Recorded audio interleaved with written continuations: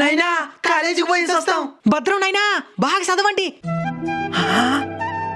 ఒకే పువ్వు నాది కోయిరే తిన్నా.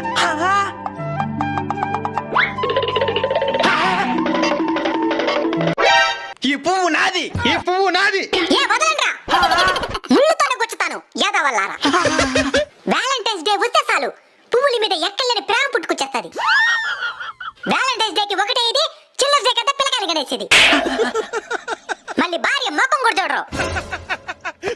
మీలాగా అవసరం తీరేంత వరకు అపారమైన ప్రేమను జీవించి అవసరం తీరిన వెంటనే అవతల పడేసే ప్రేమికులంటే నాకు నచ్చరు. ఇంకెవరు నస్తారు నీకో?